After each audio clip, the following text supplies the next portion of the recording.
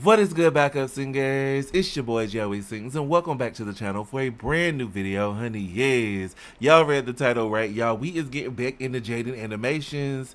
Jaiden just released a brand new video titled I Found Out I Have ADHD.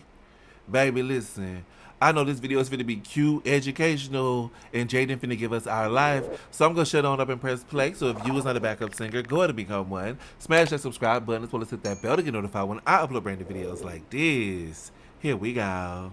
Even when you feel low, you can still go. Even when you feel slow, you can still go. Even when there's no hope, you can still go. I never answer to no, man, I still go.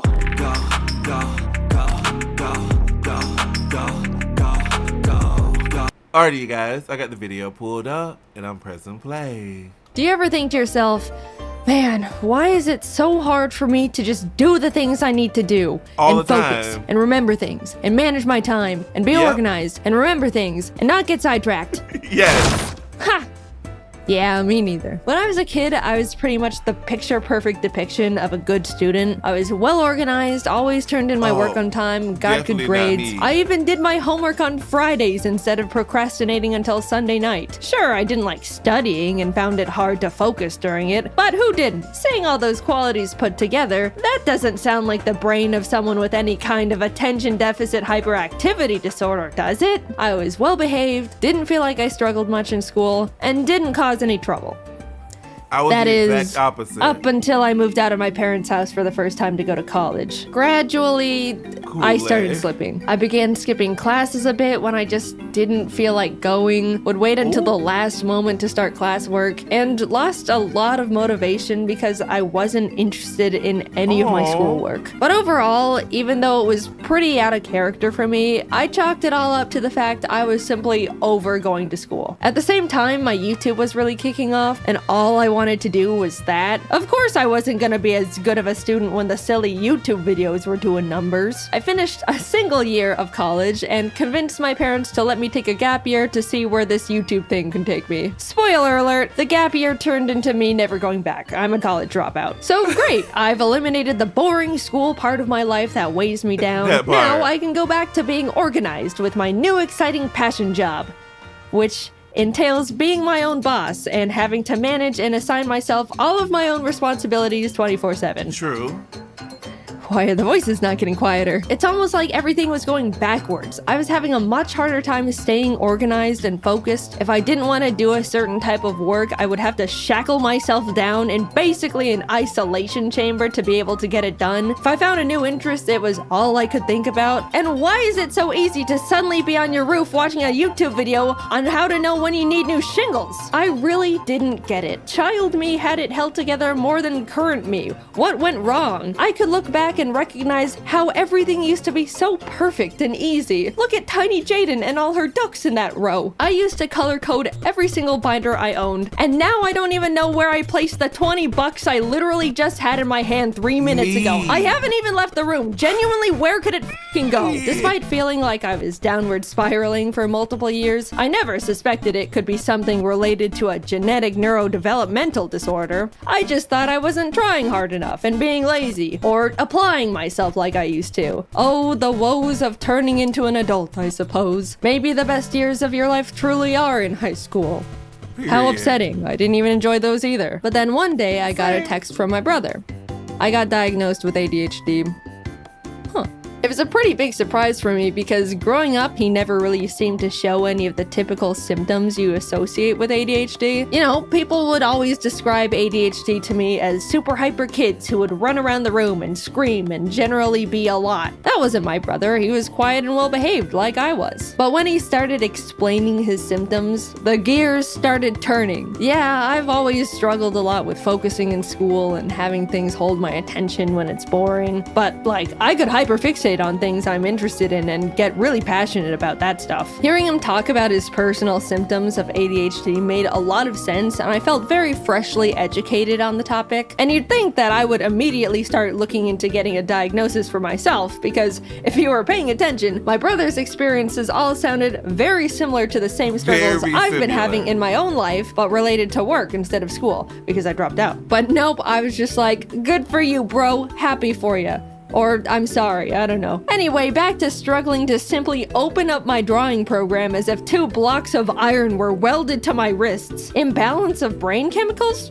Nah, this just happens from time to time. It's normal. Just the laziness kicking in. I hate Mondays, am I right? Even though I didn't instantly think there was a possibility of me also having ADHD, the mental seed was planted. It's genetic, so I knew subconsciously it ran in the bloodline. It took a few years after my brother was diagnosed for me to really sit down with myself and consider that I, too, could have ADHD. Shocking revelation, I know. Foreshadowing, where did you come from? Things in the focus and productivity department were just getting worse and worse. I had the attention span of a cartoon dog, would completely forget things as soon as they entered my head, would hyperfixate on random stuff like an addict, and there was constant civil war happening inside my head to get one thing done, even though I knew it would only take like 15 minutes. You don't understand.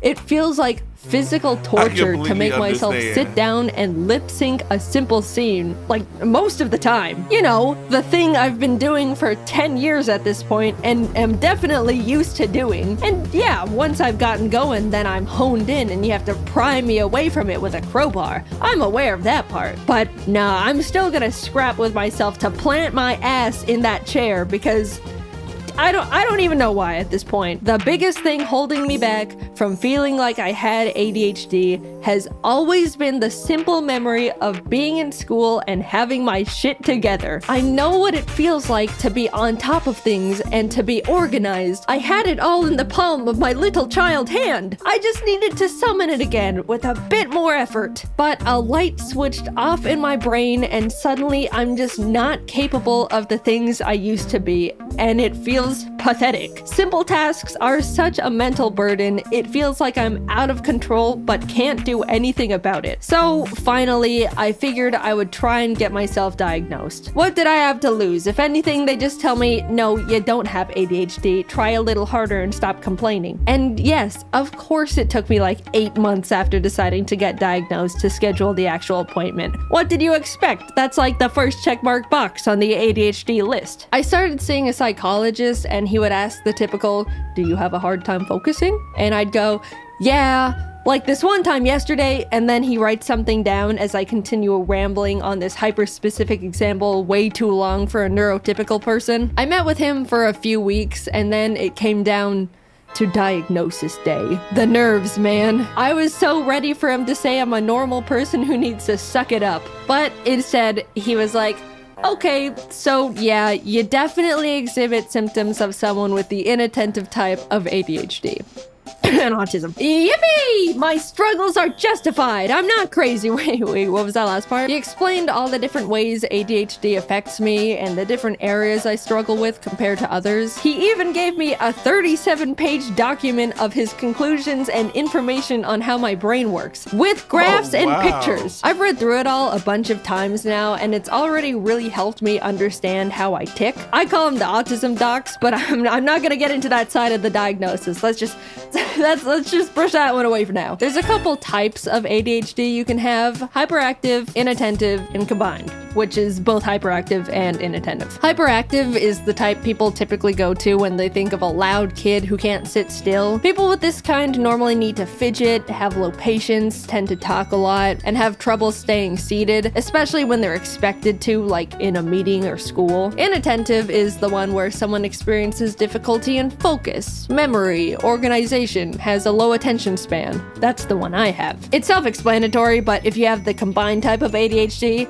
then you got it all. ADHD jackpot right there, my friend. I brought up during the appointments that I used to be such a good kid in school with seemingly zero ADHD symptoms, and how that part has always confused me. And he had a couple hypotheses about it. One, since my mom has always been a big source of my organizational influence, I was able to depend and lean on her for the majority of my school life for it. I felt like I was naturally capable of staying on top of things because she was right behind me the whole time, reminding me and guiding guiding me through stuff. So when I moved out, everything started crumbling, which lines up pretty perfectly to when I did start struggling. Another explanation he gave was the fact that ADHD affects women differently than men, which is also less researched. Love to hear that one. Not only do women tend to be able to mask their symptoms better than guys, so it goes much more unnoticed, but they also experience ADHD differently. And research says there's a chance it can just start affecting women later in life. I'm no ADHD scientist though, that's just what I've been told by specialists. I don't know, I've just got the dang thing. Either way, those two explanations make a lot of sense to me and have since put my weird ADHD imposter syndrome to rest. I didn't really think that getting a diagnosis would change much about how I go about my life, but since getting my ADHD certificate and lollipop, it's completely revolutionized how I think and go about getting things done. It's still hard to get my ass into gear when I need to do one normal thing that's not difficult, but I'm much less hard on myself and will strike almost like these kinds of mental deals to loophole myself into getting things done. Like, for example, if I really don't want to edit a video, I'll say to myself, okay, I know it's gonna be super hard for me to immediately start that task, so I'll get myself into the mindset of getting things done by doing a simple other task I don't find difficult, like cleaning my room. That way, I'll feel productive and can transition that into tackling the original task much easier. It doesn't always work, but it's the mindset change and overall understanding that sometimes I'm gonna have to go about things in different ways that's helped me a lot. Also, after being diagnosed with ADHD, I didn't have much desire to get medicated. I figured just knowing I have it would be enough to get things into gear, and I didn't really need medication that badly. But the content creator in me also thought, well, if I'm gonna write a script about having ADHD, it would be nice to be able to talk about what it's like to be medicated, even just for a day. So I got prescribed good old classic instant release Adderall. Instant release means I don't have to take it every day. I can just take it when I need to get stuff done. It affects me immediately and then wears off after a few hours. There's also extended release, which is the kind you take every day and gives you a constant steady stream of medication. It wasn't until I had the Adderall in my hands when I realized the idea of taking it for the first time made me nervous. Like, what is this thing gonna do to me? I have so many friends with ADHD, honestly a higher ratio than friends without it. That's how it goes in content creation. All these MFs have it. They were all telling me that it's awesome, how you'll take it and immediately feel like a god, and you can do anything and it's incredible. And yeah, that sounds great, but also like, what the hell?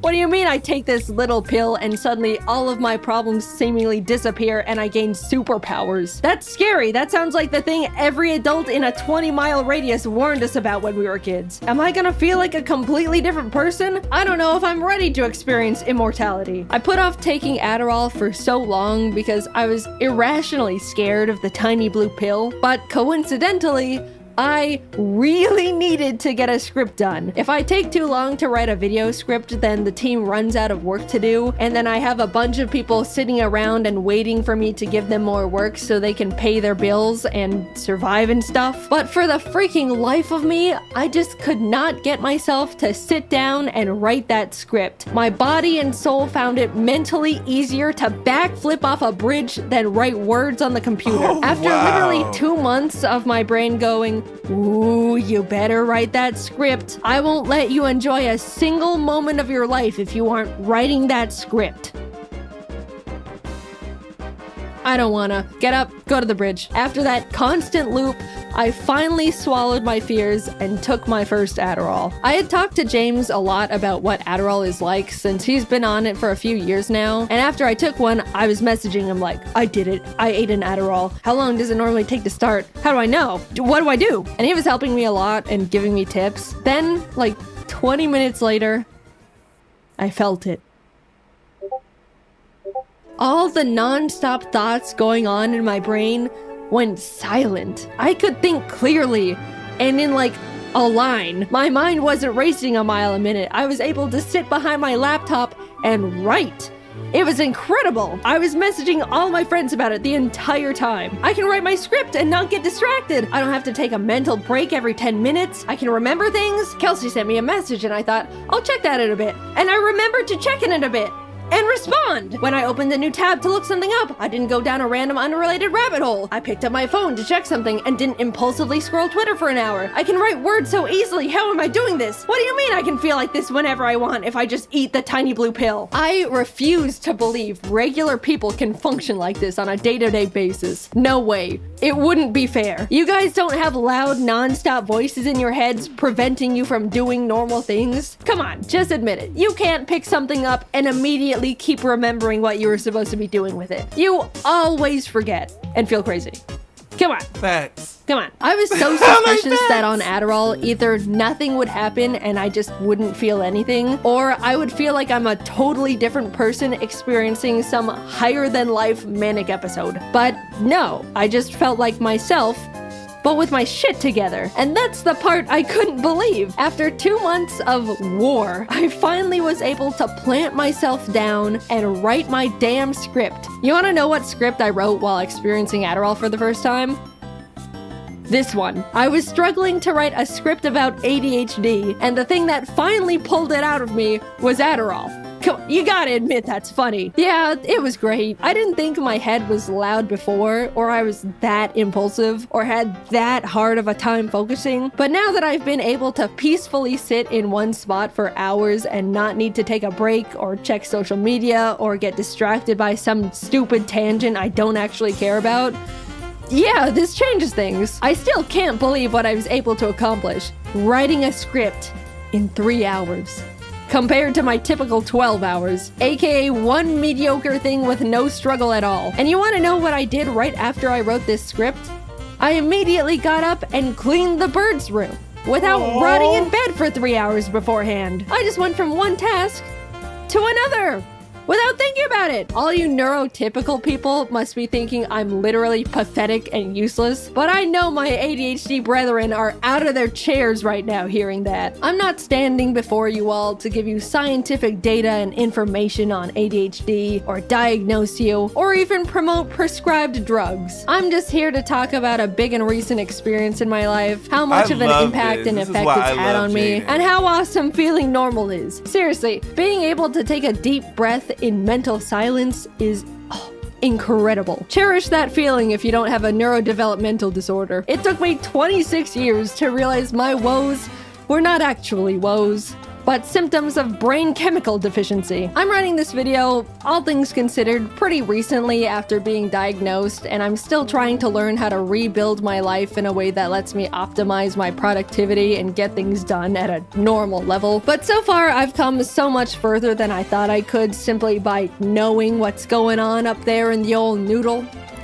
And Adderall. If you're on the fence about being diagnosed with something, I get it. It's scary. It's scary to think you might have it, and it's also scary to think you might not have it. It's an odd place to be. But for me, having a concrete answer from a professional is what got me to finally stop feeling stuck in place and actually start moving forward again. It's been great. I'm excited to keep learning more things about how my mind works and find new ways to improve my day-to-day life. Cheers to getting normal shit done. In case you missed it, I have new merch! For a limited time, you can get yourself a new and improved Ari plush and a completely new soft Ari jacket. I love both of these products, and up until June 23rd, they could be all yours! If you miss it, you'll never know how fluffy and pillowy the jacket is. Oh, it's like a cloud. Or how cuddly and friend-shaped the plush is. Plus, it's a great way to support both me and the team while we continue to make animations for you. Check them out at jaidenanimations.com. Thanks for watching the video, and good luck simply existing to all my ADHD brethren out there. I'm right there with ya. I believe one day you'll respond to that message in your inbox. Hang in there. I love this. I love Jaiden. Period, honeys.